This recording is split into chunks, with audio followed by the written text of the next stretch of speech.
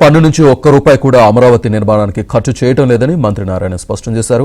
అమరావతిలో నిర్మిస్తున్న HOD tower 3 corner note అమర్చే పనులకు ప్రత్యేక పూజలు చేసి పనులు ప్రారంభించిన మంత్రి నారాయణ గతేడాది వర్షాలు ఎక్కువగా రావడంతో 4 నెలల పాటు పనులకు ఆటంకం కలిగిందని, ఇప్పుడు పనులు మరింత వేగవంతంగా జరుగుతున్నాయని తెలిపారు.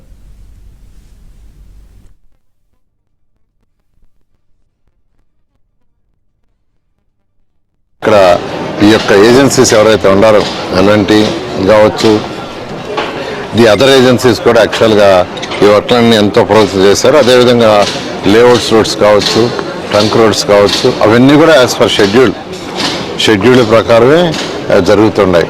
అదేవిధంగా అధికార భాగాలకు సంబంధించి అయితే ఎమ్మెల్యేల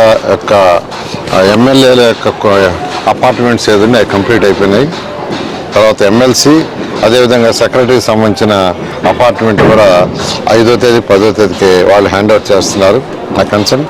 ఆ తర్వాత ప్రతి వీక్లీ కొన్ని టవర్స్ యాక్చువల్గా హ్యాండ్ ఓవర్ చేసేట్టుగా ఏదైతే ప్రణాళిక ఉందో ఆ ప్రణాళిక ప్రకారం అమరావతి రాజధాని ముందుకు పోతుంది. ఏదైతే రైతు సోదరులకు మాట ఇచ్చామో ఆ మాట ప్రకారం ముందుకు పోతుంది. మరొక విషయం, ఈరోజు ఈ అమరావతి క్యాపిటల్ సిటీకి గవర్నర్ ముఖ్యమంత్రి గారు డిజైన్ చేసినప్పుడు చాలా క్లారిటీగా సెల్ఫ్ సఫిషియెంట్ అంటే ఇది ల్యాండ్ పూలింగ్లో తీసుకున్నాం. ఇక్కడ ఏదైతే రైతులకు ల్యాండ్ ఇవ్వంగా ఇన్ఫ్రాస్ట్రక్చర్కి పోగా మిగిలిన ల్యాండ్తో దాన్ని యాక్చువల్గా మానిటైజ్ చేసి ఆ వచ్చే డబ్బులతోనే ఏదైతే మనం లోన్స్ తీసుకున్నామో అవన్నీ తీర్చే విధంగా ప్లాన్ చేసాం.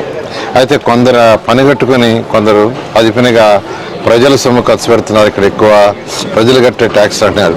ట్యాక్సుల నుంచి ఒక్క పైసా కూడా ఖర్చు పెట్టం. గవర్నర్ ముఖ్యమంత్రి గారు చాలా క్లియర్గా ఫైనాన్షియల్ మోడల్ ఇచ్చారు.